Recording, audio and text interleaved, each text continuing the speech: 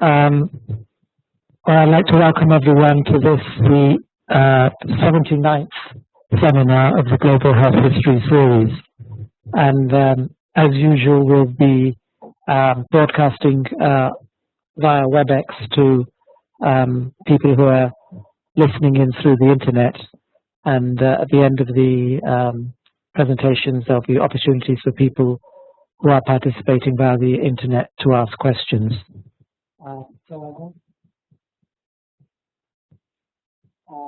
So I'll first of all introduce our speakers, and then each speaker will give their presentation, and then we'll open up for questions afterwards. So the theme of today's seminar is Nepal, Primary Healthcare, Universal Health Care and Foreign Aid. And our first speaker is Dr. Susan Heydon from the University of Otago in New Zealand, where she is a senior lecturer in social pharmacy. That's her current position, but Susan is a historian by training and did her history degree in London and then moved to New Zealand, and later spent a couple of years in Nepal, where she was sort of managing a project that she'll be speaking about, and then later did her PhD in Otago University. So I'll pass now to our first speaker.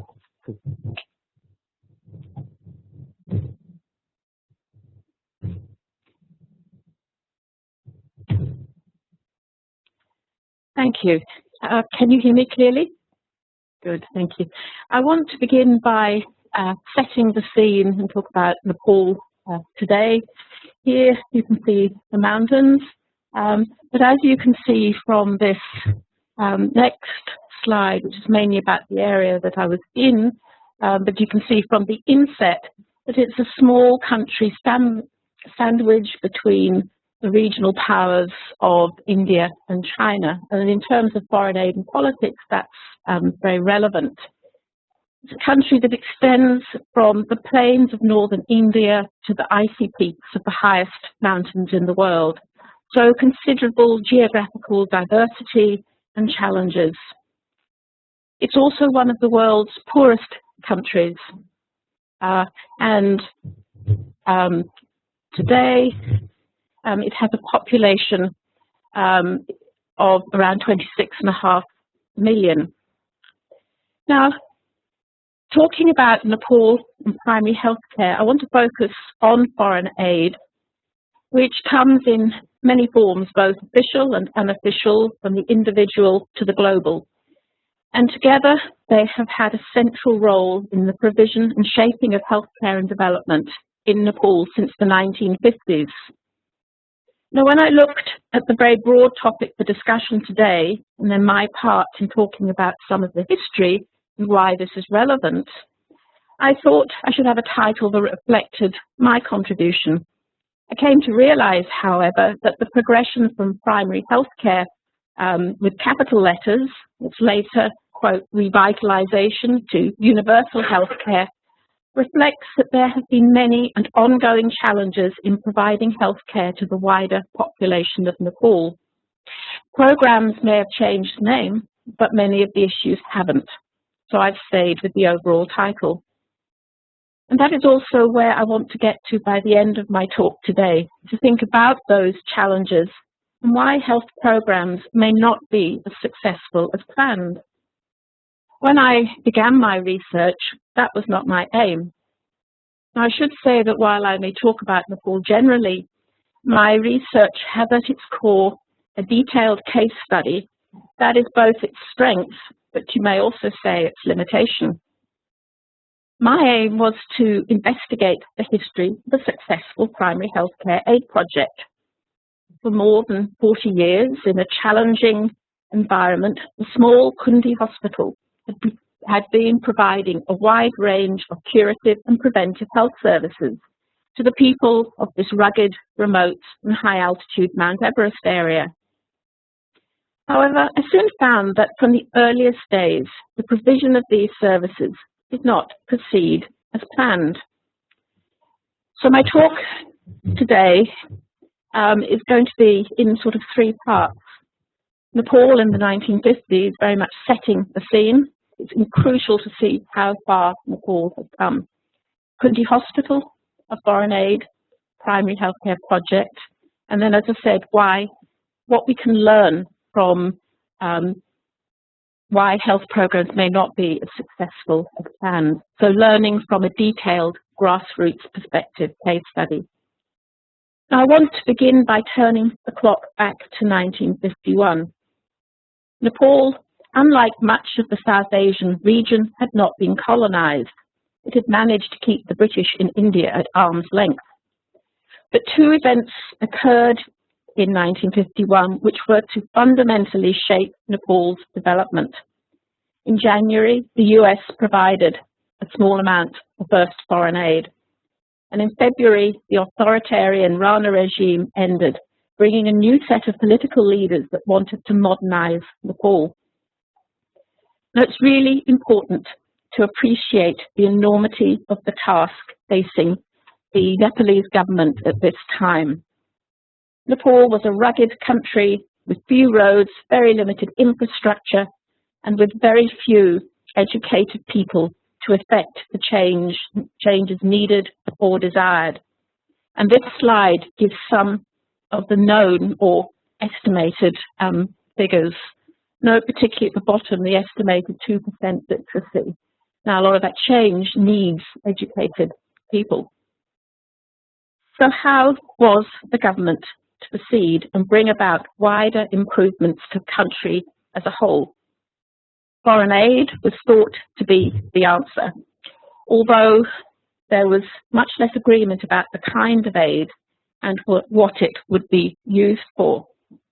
But Nepal was ill prepared to cope with foreign aid, both the projects and the many people who began to arrive and make demands. In the 1950s, most aid was concentrated in the Kathmandu Valley, and initial optimism, however, among donor organizations soon gave way to frustration. Plans had conceptual flaws as donors underestimated the difficulties of working in Nepal, and also they had little understanding of the society in which they were working. Nevertheless, the amount of aid grew, and here you can see peaking in 1989 when 80% of development expenditure was via foreign aid.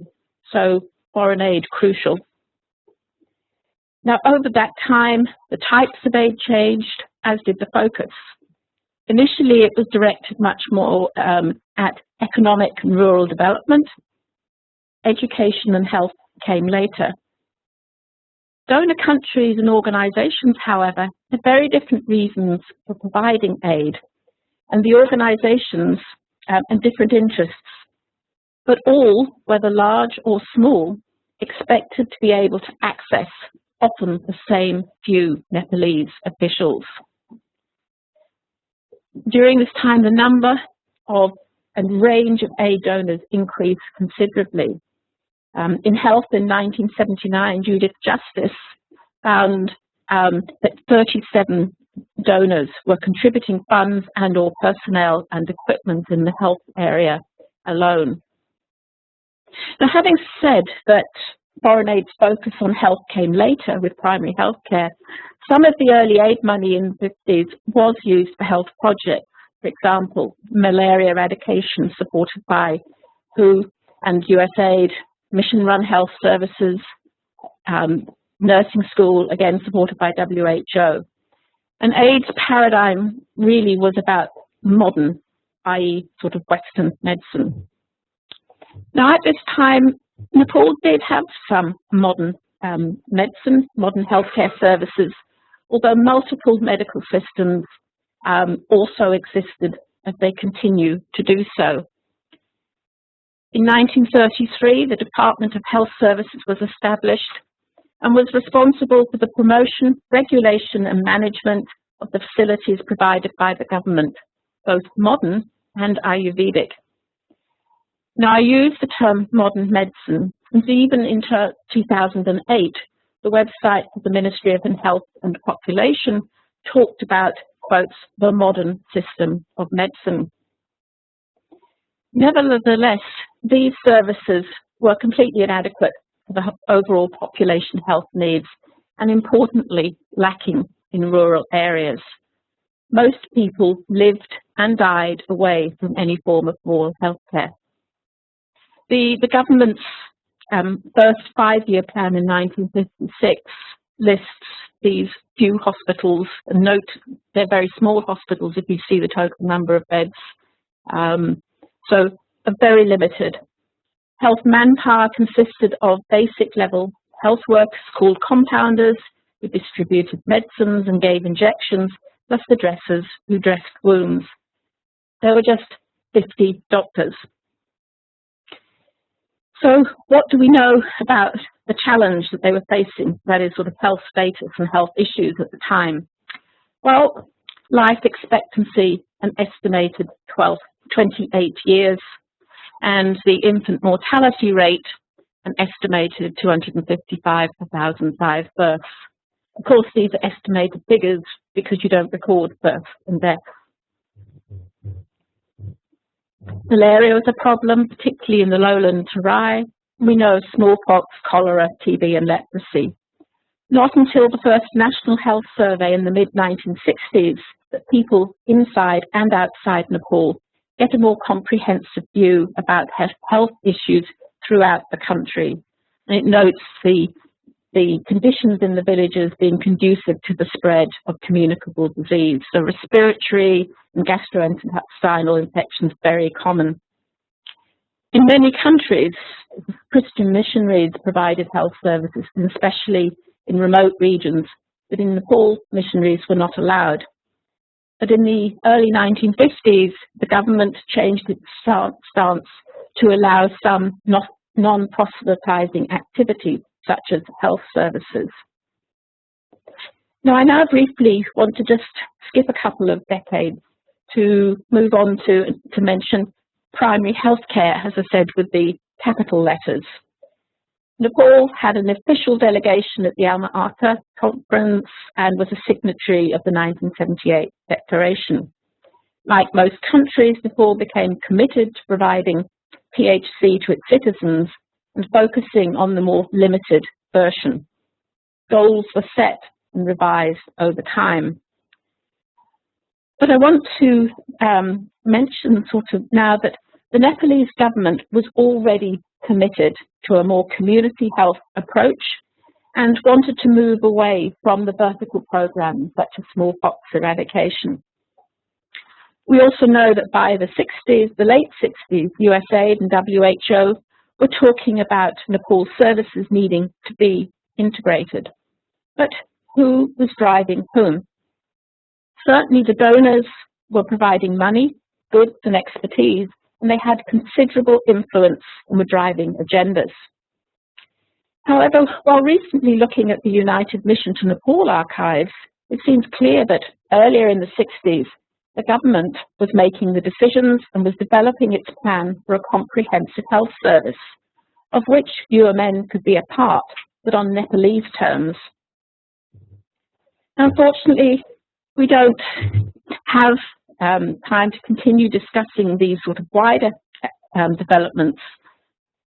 And I want now to turn to talking about Kundi Hospital, which you can see here, and what we can learn from a detailed case study of the experiences of this project. Because it was at this time in the mid-1960s that New Zealander Sir Edmund Hillary of Everest's 1953 fame was given permission by the Nepalese government to build a small hospital in the village of Kundi in the Mount Everest region. So just to begin with a sort of an overview of the project. So built to provide basic preventive and curative and preventive medicine for the approximately 3,000 mainly Sherpa inhabitants of the area, and soon became the most visible form of sort of modern medicine in the area. Most people were seen as outpatients, and it's now about 8,000 per annum.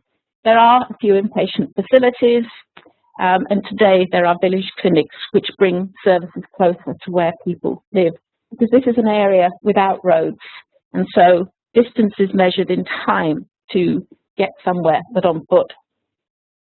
Now, the hospital was staffed by overseas medical volunteers, as there were so few doctors, and assisted by local staff, and that lasted until 2002, and I will come back to this shortly.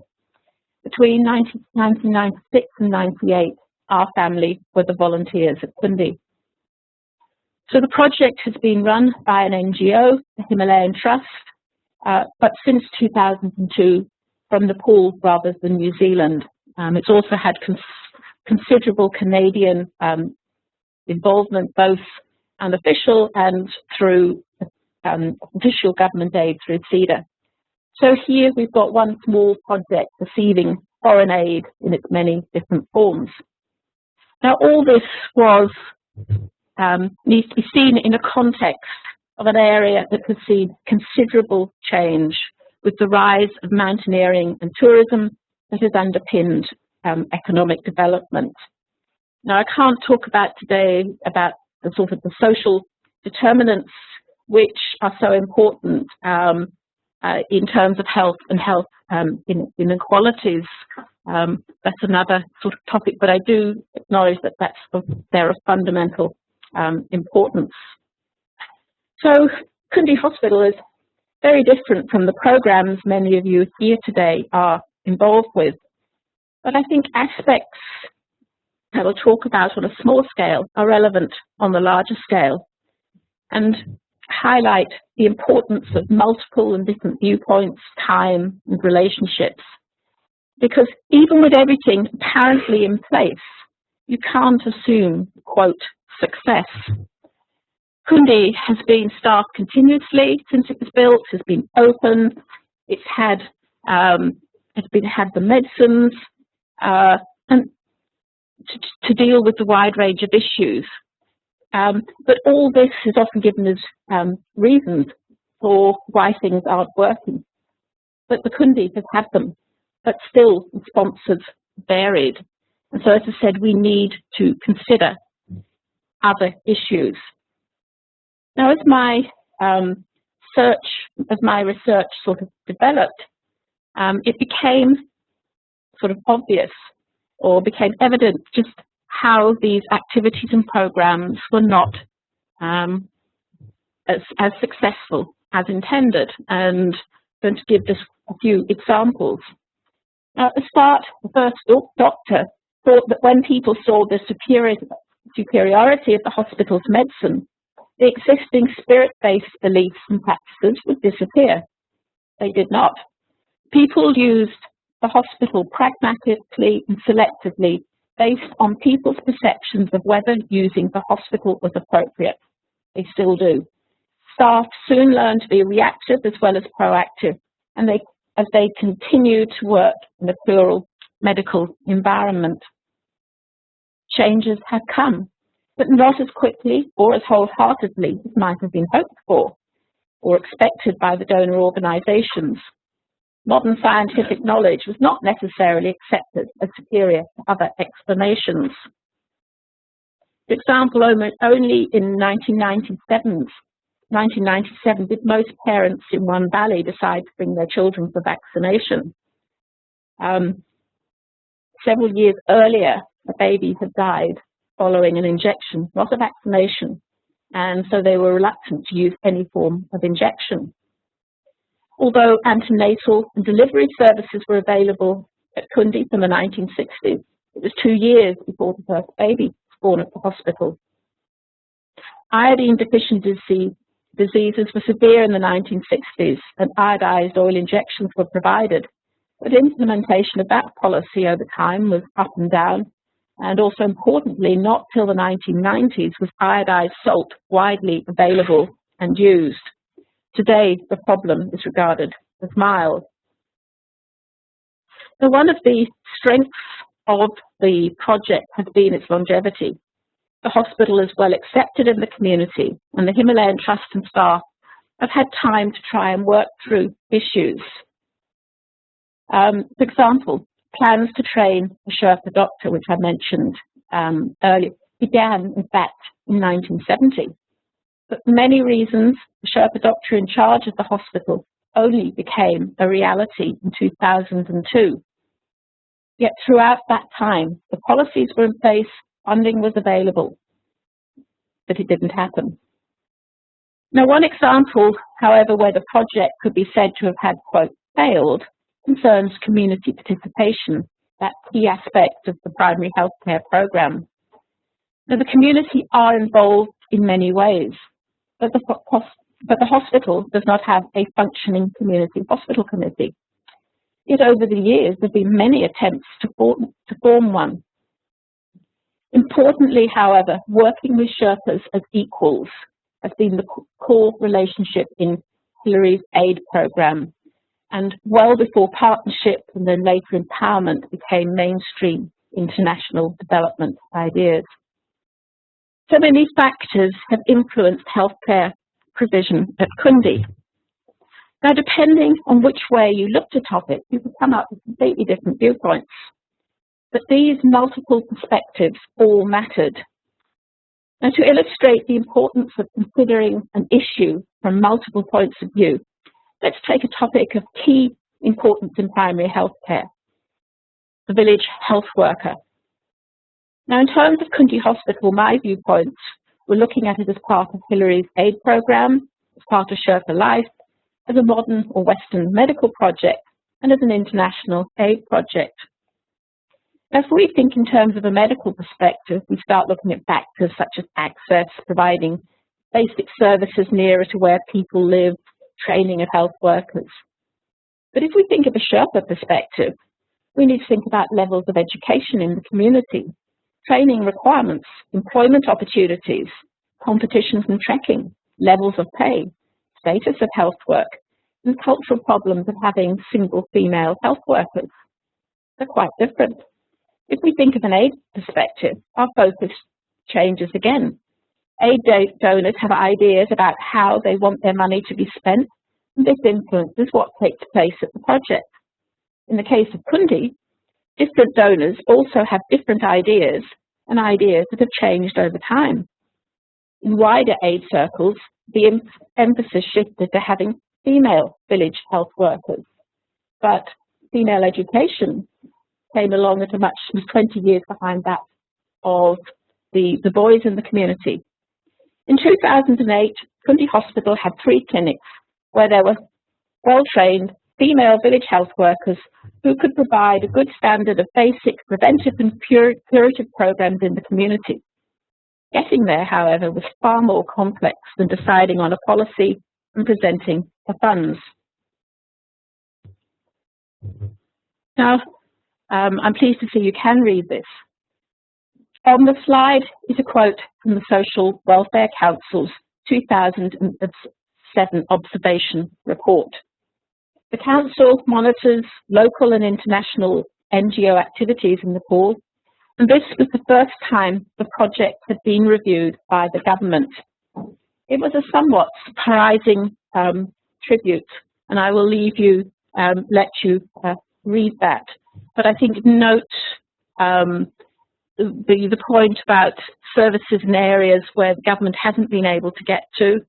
But also, I particularly like that last and second sentence, where you can actually learn from what's happened in the Solar Khumbu region, a region that's much wider than just Kundi.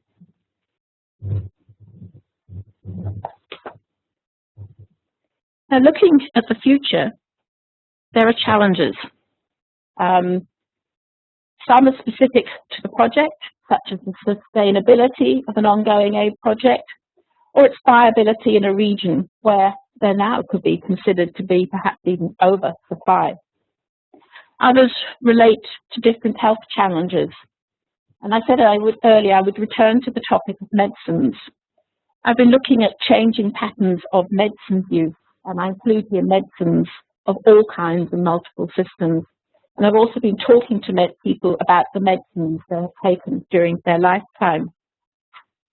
Now, when I began looking at healthcare in the Everest region, I saw medicines more as a supply issue. But my research, however, highlights that medicines have been central to the introduction and spread of modern healthcare in the area. Many older people's first experience of modern medicines was a smallpox vaccination during the 1963 smallpox epidemic. As I mentioned earlier, Kundi Hospital soon became the main supplier not only of services but also of the medicines. And people knew that they could rely on the hospital providing medicines, which it has done until very recently, because until very recently there were no pharmacies in the area, which is where much more widespread in Nepal. So today there are new medicines challenges for the staff at the hospital and its donors.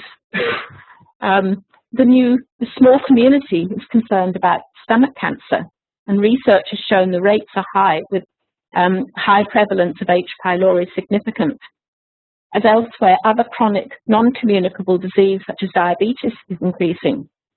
Management of such conditions with medicines in a primary care setting is important. Other issues that medicines can be bought in other outlets and that people travel, so people need to be able to manage their health conditions. So the medicines needed in today's universal healthcare environment are different from those of the 1970s primary healthcare. Medicines also often need to be taken longer term and will cost more. And these are different from the essential medicines now provided free by the government as its health posts. Considerable improvement in logistics in Nepal has taken place through foreign aid projects. But how will the challenge of providing medicines for chronic health problems be met, whether aid or government service? Can it? Most people cannot afford these medicines, whether we think in terms of a small aid project such as Kundi or nationwide. Nevertheless, importantly, people's expectations throughout Nepal are increasing. And so, to conclude, I started talking about the lack of health services in rural areas where most people lived. Today, despite increasing urbanization, most people still live in rural Nepal, although Nepal rapidly being linked by new roads. Primary healthcare services have expanded considerably. The challenges remain, whether we look at an individual level or at a population-based approach. Kundi Hospital is a small primary healthcare aid project that began in the 60s and continues today providing curative and preventive services. Throughout, it's been staffed and supplied with medicines and well thought of in the community. But even when everything seemed to be in place to implement a policy, things often didn't go as planned. I think we can learn a lot from a detailed case study that has wider applicability. Yes, you need the service, staff and supplies, but you also need to look beyond the numbers.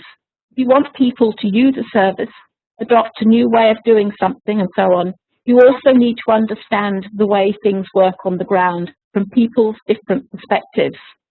And there are multiple viewpoints and many things may be going on all at the same time. But that implementing policies and bringing about change takes time. And that progress may be up and down. And I think especially that people and relationships are crucial to your success. Thank you.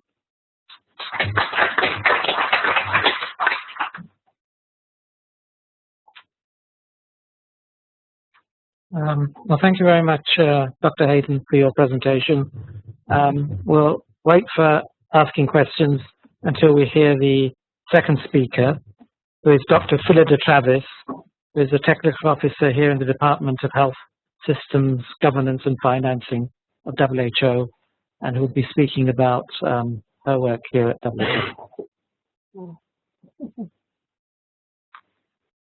Thanks very much. I think I have a hard act to follow because I think that was a really interesting story about Kundi Hospital. And I particularly was interested because my first exposure to Nepal was actually in 1979 when I was a medical student for 2 months in eastern Nepal, and I really recognized the issues about access and beliefs that Susan was talking about. I remember we would have patients coming to that hospital carried for 4 days in a walk in a basket on the back of their relatives to get to the hospital, and coming in from the hills, let alone the high mountains that Susan was talking about. And I also remember the odd situation for me, my first exposure to sort of cultural beliefs affect your health, which was that we had a very senior Nepalese soldier who had a very severe adverse reaction to a TB drug and was clearly dying from this adverse reaction. And the family brought in a cow into the military compound to walk around the bed, because this was their last thing they felt they could do to try and rescue the man, because clearly their father, because clearly modern medicine was not working. So Nepal has a very special place in my understanding of healthcare. But I'm going to sort of pick up where Susan left off, really, and talk about the last 20 years mainly. And it's going to be slightly dull, not so many interesting pictures, but I hope it will reinforce some of the points that she's been making. The last 20 years, it's quite staggering. Nepal has had huge political upheaval. Of course, the terrain hasn't changed. You still have these 3 bands of geography of the plains and the hills and then the high mountains. Very difficult to deliver services. Frequent changes of government. There was a Maoist insurgency for many years, and still is to some extent. And huge problems with getting staff out into the remote areas. Despite all that, life expectancy has increased dramatically. In the last 20 years, it's gone up by 15 years. And it's reaching the Millennium Development Goals, certainly for maternal and child health. HIV is declining, despite all these things that you might think would militate against progress. And I just thought I've been shamelessly copying other people's slides here, but just to show you, the dark black line just shows how much maternal mortality has dropped between 1990 and 2010, from around 800 down to about 200. Child health, infant and neonatal mortality, dramatic drops as well. And the question is, how did this happen, given that all circumstances seem to be militating against such progress? And I found this 2013 ODI study looking at the explanatory factors for what explained contributing to improved maternal health in Nepal really quite compelling, because what's clear is that there's been no magic bullet. One of the things that have contributed is there's been a consistent policy focus on primary healthcare, essential healthcare services, despite many government changes. There's been a sustained financial commitment by government and donors over time.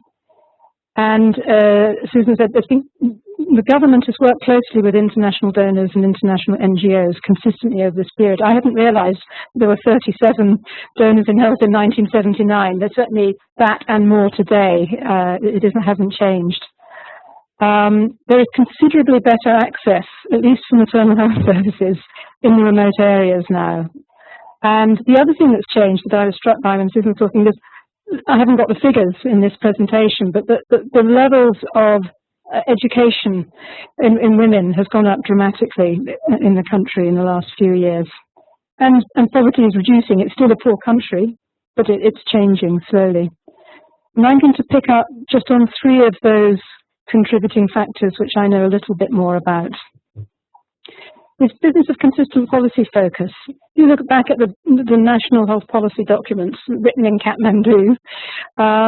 Since 1991, there's been a focus on primary healthcare and essential health care services, and that's continued throughout changes of government. It's not been as prone to the vicissitudes of government changes where a new minister coming in wants to put his own stamp on a new and different policy. It's been quite consistent.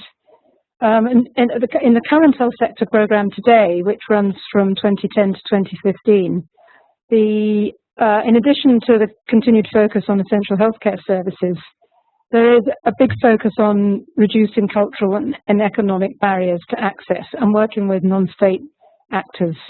And the move now, and you'll see it later on in the presentation, is they're picking up the call for universal health coverage, which is still a long way off, but it's interesting. Nepal often seems to be slightly ahead of the game, is my sense. This is to show you the reality, this is 6 or 7 or 8 years ago now, of where people go for care. I'm sorry the slide's not that clear, but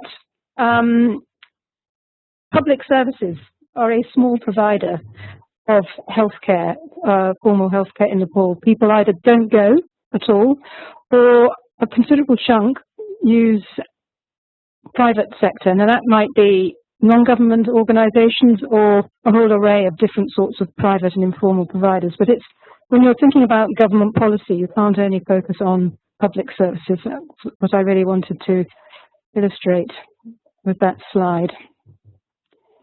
My second sort of contributing factor to the success in improving maternal health in Nepal is the sustained financial commitment, both by government and donors. On this slide, Nepal is the paler grey line, so it's below the South Asia average for rising health expenditure per capita, but nevertheless, it's been slowly but steadily increasing over the years until very recently. This, I think, is interesting. This is kind of thing that out-of-pocket, OAP stands for out-of-pocket expenditures. I was really surprised to see this slide. Nepal here is in grey, and you can see the trend from 95 to 2010 in how much people pay directly out of pocket to go for healthcare. The percentage of total health spending coming from out of pocket is slowly but steadily dropping. It's still 50%, it's not trivial. But that paying at the point of service delivery is a major deterrent to going for care, and I think it's quite interesting to see that progress. And here's a slide that illustrates trends in development assistance, what donors are giving towards health in Nepal, going from 1995. And external health is the blue, external health spend, sort of ODA is the blue line. So it's all up and down and all over the place, but it's anything between now 10 to 20% of total health spending. When I say total health spending, I'm including out-of-pocket spending in that fraction. But it still remains, it's still a high recipient of external aid in Nepal. This slide in red just shows that in 2012, there seemed to be a drop in government spending on health. That's actually because there were problems with financial disbursements created by the government changes, Parliament not being able to approve the government budget. So there was a very sort of practical problem explaining that. It wasn't a change in policy. The third element that I was going to pick up on in terms of factors that have contributed to this success is the way Nepal has worked with international donors. And as Susan said, this is really long-standing. It's been much more formalized in the last 10 years. And a bit like Susan said about PHC, Nepal's efforts to get a more formalized relationship with development agencies preceded the Paris Declaration on Aid Effectiveness. But they have this battery of instruments now for trying to get greater coordination between and more cooperation between government and development agency projects. So they've had sector strategies, the Health Sector Development Programme. They have partnership agreements, they're called Statement of Intent in 2004. They've had several different types of agreements since then. They have very elaborate, inclusive efforts to prepare national health sector programs, which involve not only the development agencies, but also some of the NGOs. They have joint annual health sector performance reviews now, and I was struck recently, they've begun to try and bring into those events stories from the field. So, for example, in the last one I went to, there were 2 district medical officers who came in to talk about how they'd improved services in their small, remote, rural districts, to bring a bit of a reality check to these guys who sit in Kathmandu year in, year out. An interesting recent development from a development aid point of view is they have now, since 2010, a joint financing arrangement for the health sector programme. That means that the government and partners agree on how funds will be allocated, and they agree on certain common reporting mechanisms. And this is all an attempt to try and reduce the transaction costs on busy health officials in government. And Susan talked about how the donors were beating to the path at the door of a very small number of people in the Ministry of Health when she knew it was in Nepal. It still happens today, but it's less probably than it would have been without these sorts of arrangements. And today they're also trying to develop a joint technical assistance agreement so that there's less duplication and fragmentation of the type of technical assistance provided. So these are not the solution, the only solution, but they've certainly contributed to what was a very rapid nationwide scale-up of the free maternal health care scheme in the last few years. So what are people sort of fretting about today in terms of health issues and challenges sitting in Kathmandu? The Joint Annual Review of Health Sector Performance this year reported that there continued to be quite good progress on priorities, but the two topics that most exercised the discussion were that while child mortality has dropped, there's now a real problem with neonatal mortality and getting that to drop. And then this issue that Susan raised of inequalities in health, and that's by ethnic group, it's also by geography, and it's very hard to address some of those issues. Then there's a typical donor preoccupation, which is also a concern of the Ministry of Health, on financial management, government budget approval delays because of lack of Parliament sitting, and then just basic financial reporting delays. Technical assistance is a source of concern to the Ministry of Health because a lot of donor aid comes through the TA, non-financial assistance rather than financial assistance. And the Ministry is getting quite strong in its demand for having a greater say in negotiating the type of technical assistance that's being received. At the moment, in 2014, they're beginning their third National Health Sector Programme, and they're also beginning to discuss whether their partnership arrangements that I described in the previous slide are still fit for purpose in 2015, because Nepal has been changing very fast. I put this slide up because one of the trends that's happened in the sort of conventional thinking about development effectiveness is this notion of mutual accountability for results. So not just having development agencies scrutinizing what the government does, but the government also being able to say that you made certain commitments, have you met your commitments or not? And as part of the work I'm doing these days, we've introduced the notion of scorecards in which you monitor progress both by government and also by development agencies on their commitments to give aid in a certain way and to link it with the domestic resources, etc. And the question is, do these sorts of instruments actually help focus a discussion on whether people are sticking to the promises they made or not? Looking ahead, just as a summary slide, the next programme of health priorities in Nepal is being framed at the moment. There is this question about whether the partnership arrangements in Nepal today are still fit for purpose. We all know that there's a great change in thinking about development assistance internationally. There's the rise of the non-traditional donors. India and China were mentioned by Susan. They provide a lot of aid to Nepal. They have done for a very long time. They're not part of the traditional donor group. How does one work with them to get them supporting national priorities? And then there's the whole question of accountability for results. And I put this up partly because there's quite an interesting development globally at the moment that has implications in Nepal and other countries, which is how can one reduce the burden on countries such as Nepal of global reporting requirements. There was a session on Monday here in the Assembly where T. Sperma presented a recent analysis of the burden of global reporting requirements for health, and he said that the average number of indicators that countries are asked to report on is around 600, and of that, about 40% are only required by and asked for by global development agencies. So huge additional burden. So this is my last slide, just to show where the government is currently thinking about how it frames its priorities for the next 3 years. They've taken up the banner of universal health coverage, and there are lots of discussions now going on about both the how financing policy needed to support that, but also the access issues.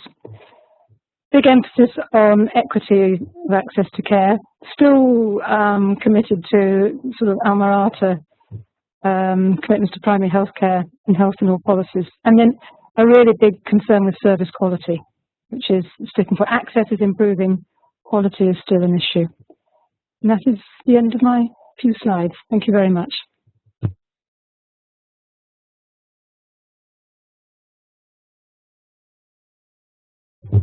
I'd like to thank both speakers for two very interesting and informative presentations. I'll now hand over to my colleague, Dr. Sanjoy Bhattacharya from our Collaborating Centre for Global Health Histories at the University of York to moderate the discussion.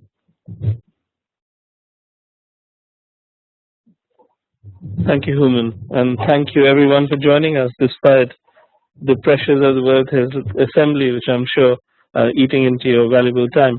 If I could just remind all of you that we have a few people online listening in, so when you make your comments or ask your questions, please identify yourself, and I'll start by saying I'm Sanjoy Bhattacharya from the University of York. The idea is that all these recordings will be put on the WHO website. There's an archive, and in future when students or colleagues listen to these recordings, they may want to get in touch with you. So please, help us develop greater communications across the world. So I welcome questions, comments.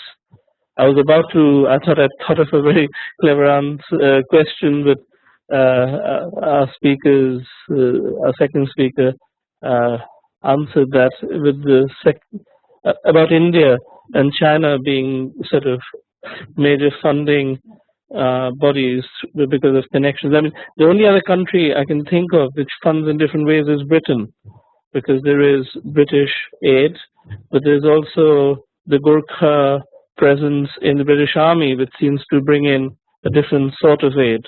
So there are different sorts of levels of aid coming into Nepal. And of course, the Indian Army has Gurkha detachments as well. So India also provides aid through its military budget to Nepal. So that's another interesting angle. But please, comments, questions? Sir.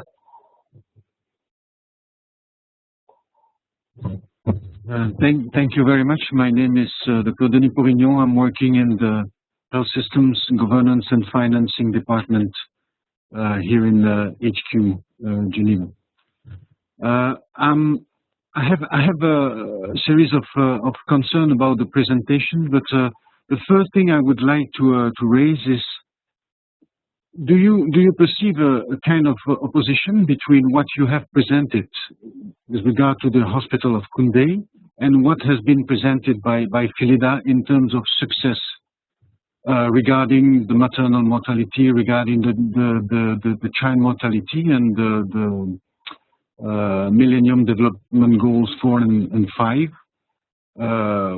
which are supposed to be achieved or will be achieved in 2015 by Nepal. But in Kundi, you have presented the support to this hospital as a questionable way of providing services for the population. So, is it a bad student in the group of hospitals in the country, or how do you react to that? The second point is that I think it would have been maybe interesting to have the kind of comparing Nepal and the average of South Asia, including India, for example. For me, is a little bit strange, because you have 1 billion people on one side and 25 million on the other side. So isn't it more useful to see what happened to other countries in the region than just compare it to the average of the. These are not the first two comments.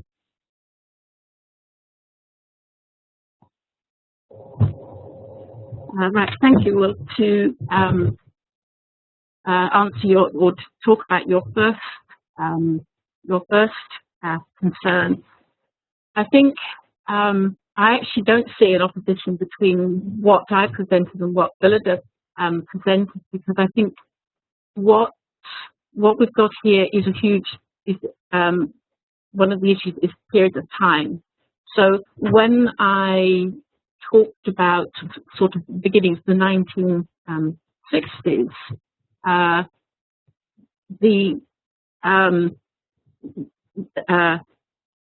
the ideas presented at the hospital were very different. This was an area where there were no government services. It was isolated. So it takes time. I think the important sort of point about that was, so set up, we'll talk about sort of antenatal care, maternal of the delivery. So it was there from the beginning. But as I say, it was 2 years before somebody took courage to actually deliver in the hospital.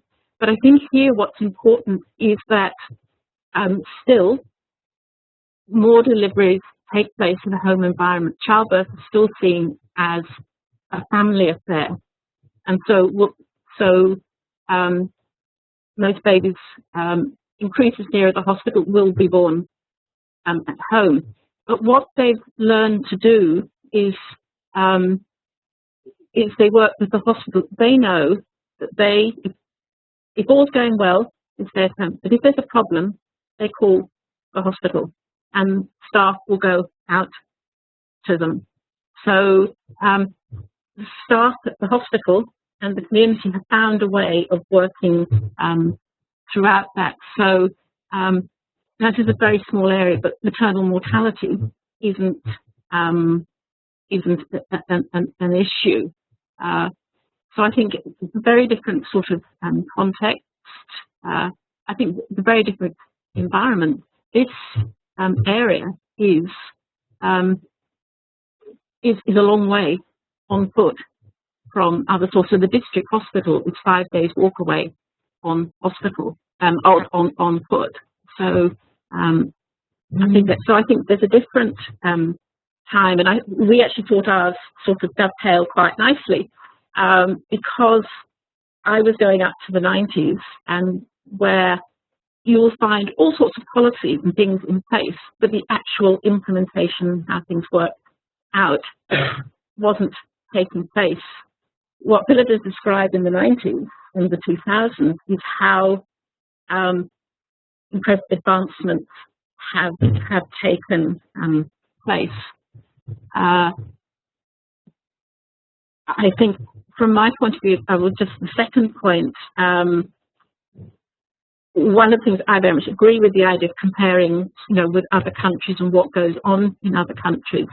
But I think what I was trying to look at was what was happening in a particular area, because a lot of it, we know an awful lot about general stuff, but we don't actually know, despite the billions, often just how it actually works on the ground. And Kundi, because it's got historical records, it's got people that you can talk to who've been involved throughout the period, you can actually do good, detailed research. And so that gives a very rich case study that I continue to build on.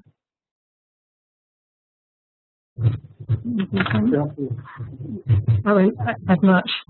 I mean, yes, another way of looking at this is to compare with other countries. I just chose in this particular presentation to try and look at some of the factors, explanatory factors that people had investigated to try and understand why things have done so well in Nepal, because it has actually been a leader in the region. And there are, in the ODI study I mentioned, there are some comparisons, but I actually think it's unusual to find a study that looks at all these different sorts of social, political and economic factors, not just the technical quality of care delivered, and that's what attracted me to, made me think I would present that today. But you're right, it's always interesting to compare with others, not necessarily even in just Asia, but others, countries with a similar degree of instability and geography.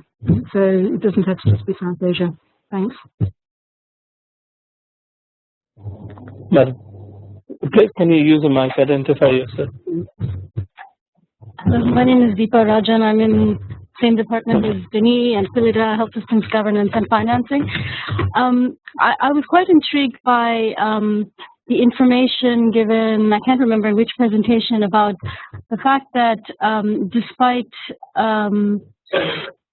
many changes in government, there was still quite a bit of progress on the primary healthcare front and commitment to primary healthcare, which is, and especially with so many changes in government and over such a long period of time, that is quite unusual. And I was just wondering if you know from your experience in the country, what factors led to that? I mean, was it cultural issues? Was it strong technical people in the ministry that stayed on? That didn't change so much with the government, or what do you think sort of led to that sort of steadiness in commitment to primary healthcare over 30, 40, 50 years?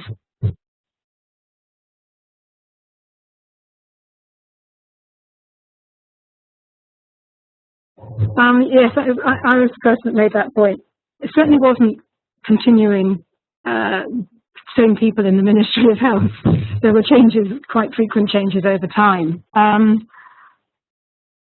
And I can only speculate, and I was looking to see if there's anyone from the Ministry of Health here in Nepal, because they would be able to answer that one much better. I mean, I think one of the explanations is that the strong relationship with donors and donors' interest in certain sort of priority issues in primary healthcare has helped, for sure. I also think there's also been a curious cultural attitude within government that just because people change, you don't need to spend a lot of time, if a policy is good enough, you don't need to spend time reinventing the wheel. And that's not only in health, apparently, in Nepal. It's happened in other sectors. It is unusual. I would have to go back and look at that report, see if they've unpacked it anymore. But those are the two things. There's an attitude in government that it seems to de-link a policy from an individual that seems to be quite widespread. But I've not seen it anywhere else. I could perhaps just add a little from the historical perspective. There's a lot more work, that sort of research that is needed in this area. But in terms of primary healthcare, most people live in areas where they need primary healthcare will be the only forms of getting sort of services. In terms of if you're going to be voting in, people want healthcare, and therefore, and primary healthcare seems to be the only way that you can meet some of these needs. So that I think there's some practical sort of areas. It seems to be the sort of partly the only way forward. Coming from New Zealand, where in terms of health policy, huge lurches in the 1980s and 90s in terms of ministerial-led government sort of changes in government policy. So. Which did not lead to consistency in things. So this, as you talked about, the consistency of approach in Nepal, I think has been hugely important. And maybe it goes back to, as I mentioned, back in the 60s when the government of the time, despite, with different, was committed to providing a more comprehensive healthcare policy, trying to get health to the people. Maybe that's what's also driving, is driving it. I think this business about the right to health type angle was a government-wide policy. It wasn't just health-specific. So if you look at the old constitution and even the interim one, it's also enshrined in there, and that can help give a certain stability to individual policies. But as one always says, good question when you don't know all the answers to the question. Comments?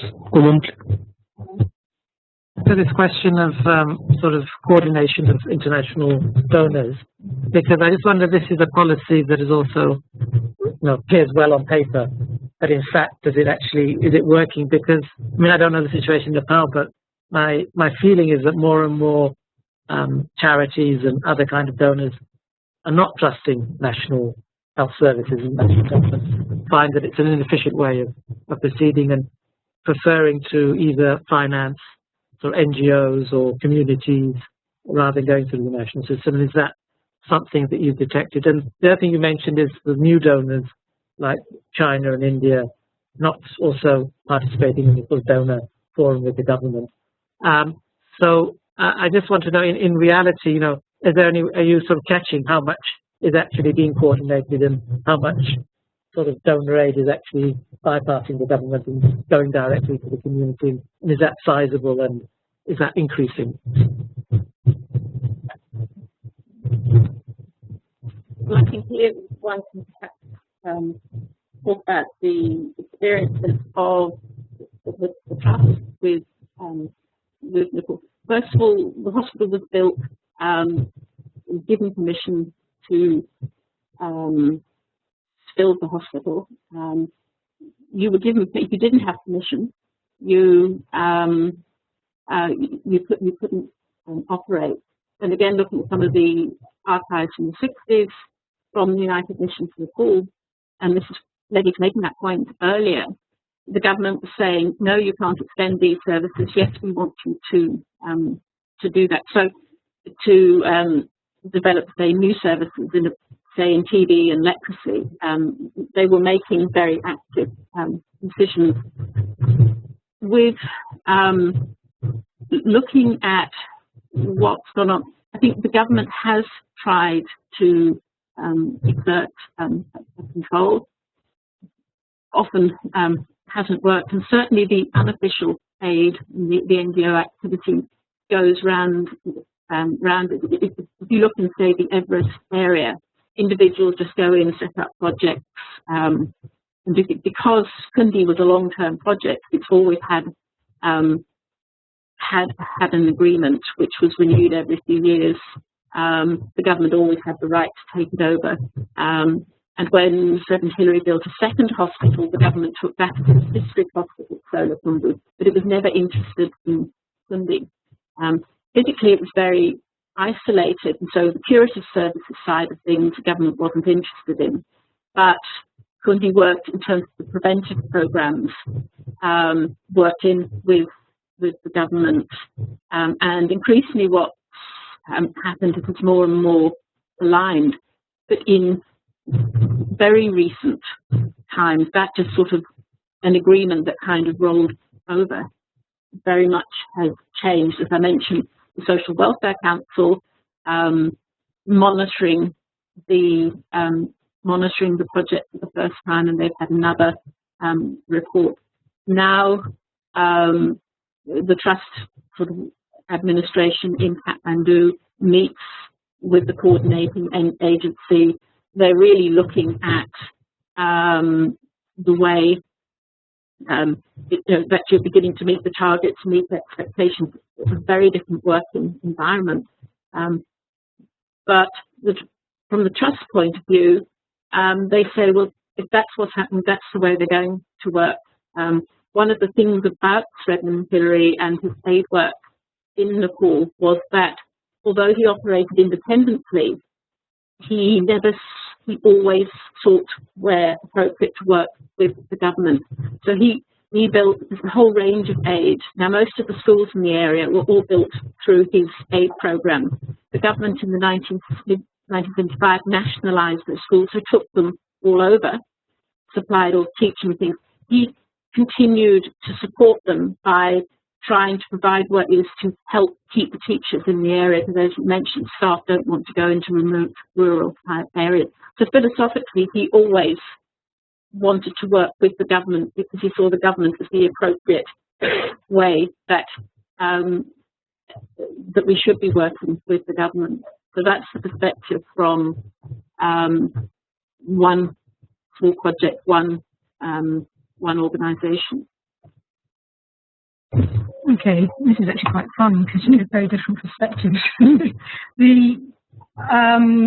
So answering from sort of national perspective, there is no doubt that with the recent global economic crisis since 2009, the traditional donors have put much more emphasis on results and value for money and accountability to their own taxpayers, and there's been some certain amount of what they sometimes call swap fatigue, which is fatigue with these partnership mechanisms that have been set up.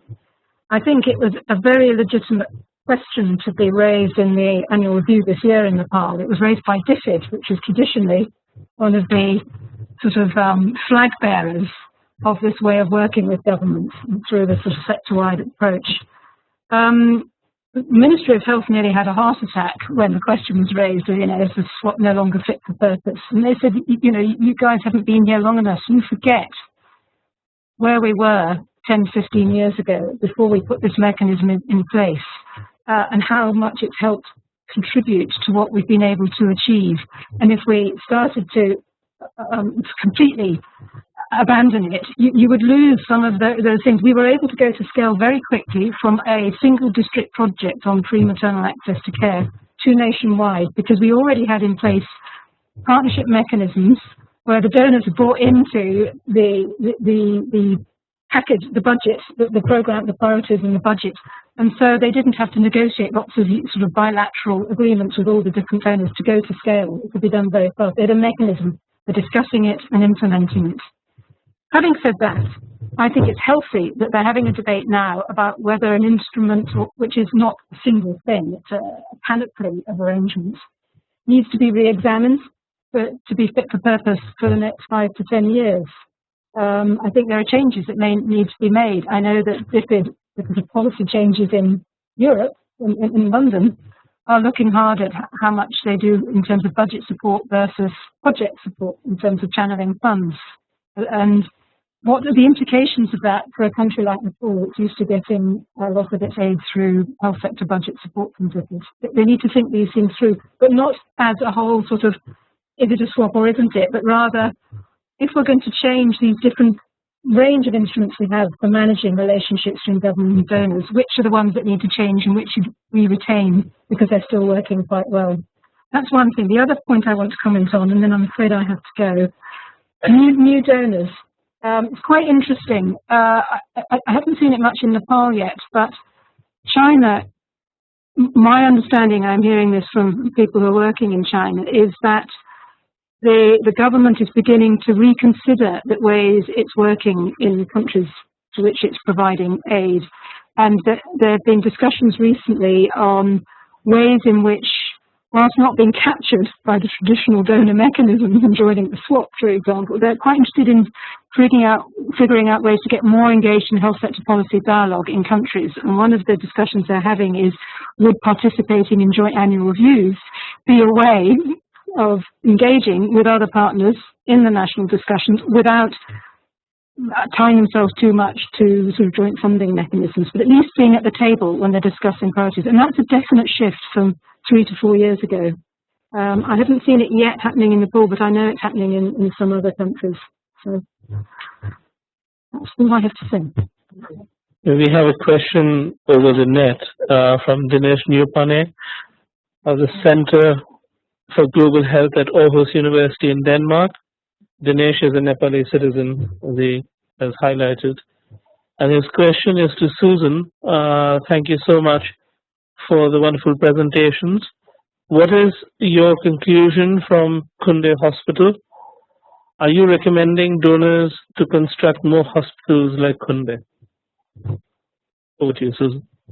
Thank you. I think I would say probably, yeah, well, the answer is, the answer would be no. I don't necessarily think it's appropriate. But I want to take you back. First of all, it was built in the mid-1960s. And at that time, the idea of building a small hospital providing a range of curative and preventive services was the kind of model that was being used at the time. In terms of in terms of that, and that really has determined and has influenced its development since then. And it's really not much changed throughout that period, that model. Now, but having looked, as I say, if in sort of the Nepalese environment you have provided health services continuously throughout that period for the people living in the area, that when you look at all the challenges is a huge achievement. And it shows today that it's not just building the project, it's keeping it going, it's running it, meeting each challenge. So I'm not recommending donors to construct, in a sense, more hospitals like that, but it has done a wonderful job. Because the bottom line, if you turn around and think about it from the people in the area, if you're a mother with a sick child, you know you can go to there and your child will be treated. As I say, when you look at the environment, that challenging environment providing healthcare, that is, that's as a parent what you would like to see. So maybe not Kundi Hospital as such, but we need to sort of think about how can we provide services like that, because after all, that's what we would like to receive. So I think again that's something for the future. One other point I should make: there's been enormous continuity with staffing, with the support initially mainly from New Zealand, but the current staff there have been there a long time, so provide this wonderful continuity. The volunteers used to change every couple of years. It was the local staff that gave the continuity, and they became very well respected within the community. The doctor who was in charge of that hospital was, in fact, one of those medical assistants who first began working for the hospital in the late 1970s. He eventually, he trained in Fiji, and in 2002 took over as the doctor in charge of the hospital. And so when the overseas volunteers were stopped, there was no change. In fact, he was concerned that maybe how would they accept him, but this has been this wonderful sort of continuity. But again, when I talked about sustainability, what the next stage is, can we continue to provide staffing like that? Thank you. So I'd like to end today's seminar by thanking all of you for joining us. I know a lot of people had to rush off because they have other engagements for the World Health Assembly.